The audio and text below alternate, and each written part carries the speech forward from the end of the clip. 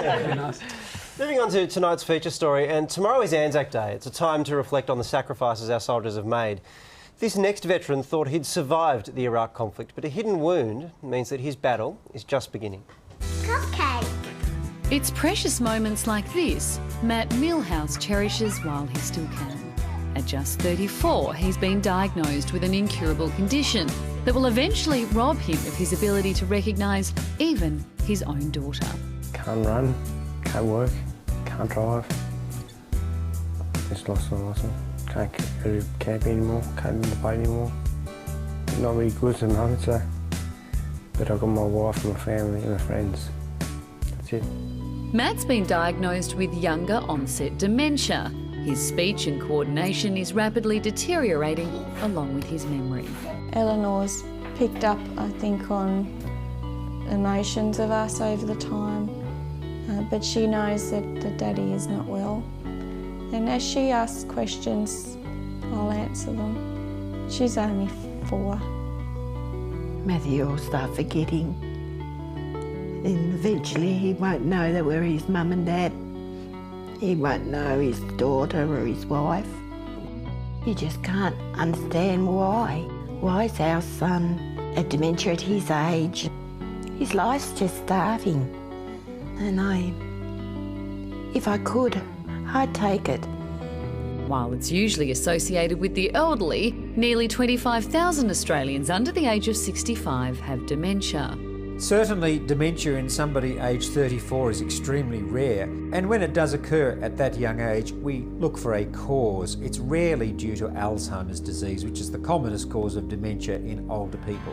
A 4th-generation soldier, Matt has no family history of dementia. Instead, doctors believe an injury in the line of duty is the most likely cause. On October 25, 2004, Matt's convoy was attacked by a roadside bomb in Iraq. I was off my seat and knocked out. It was huge. When Matt came to, he rushed to help his badly injured commanding officer. Both soldiers survived, and Matt appeared unscathed. But once back home, it became clear he wasn't okay. Over time, I would just look at him and he would be a different person, a different personality. Matt was diagnosed with post-traumatic stress disorder, but that didn't explain all his symptoms. For so long, I was saying, you know, there's something wrong with Matt's speech, and no one could pinpoint it. In May 2013, an MRI showed Matt's brain was shrinking, a telltale sign of dementia. It was incomprehensible.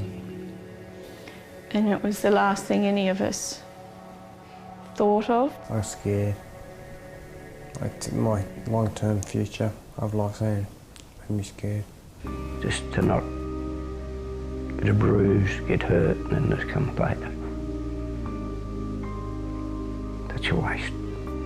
The Department of Veterans Affairs has accepted liability for Matt's dementia, acknowledging that his close proximity to an explosion could be the cause. While Matt's left the Army, the Department of Defence says it's unaware of any similar cases in currently serving members. But in the US, increasing numbers of troops who've been exposed to blast waves are showing signs of dementia.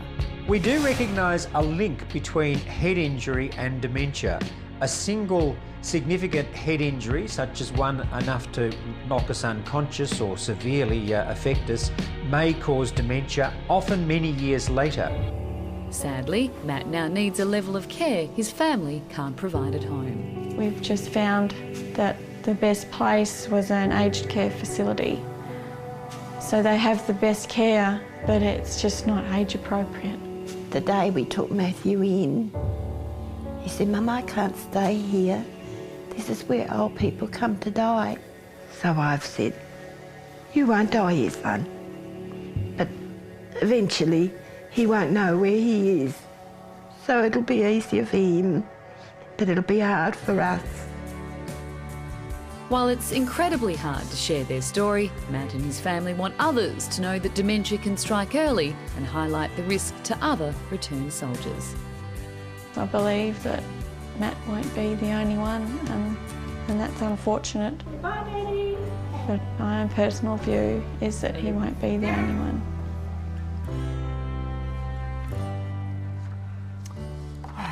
It's really horribly tragic, isn't it? And for everyone, like for his kid, for his wife, but also just imagine his parents. Imagine what it's like to have, in a sense, the generations flipped like that. It's like it's bordering on unbearable, and the fact that that will happen now for the rest of his life, and he could have a long life. And the issue of having young people in aged care facilities is just heartbreaking. There are so many reasons that is a tragic story, and there's a lot of talk about supporting troops when we go off to war. It's moments like that that they actually need. Well, we spoke to a scientist in the US today, and they're so concerned about it over there. They've thrown a whole lot of resources at it, and they think it is a real issue that they need to deal with. Something we should actually start thinking about when we have a political conversation about war, that there are these real human costs, and not just to civilians in countries that we're invading or whatever, but to our own soldiers that go on for generations. But anyway, props to Alzheimer's Australia and the Department of Veterans Affairs. They've both been a huge support to Matt and his family, and if you'd like information on either organisation, you can head to our website for that. And thanks to Matt and your family too for sharing your story. We've got to take a break. We'll be back in a moment.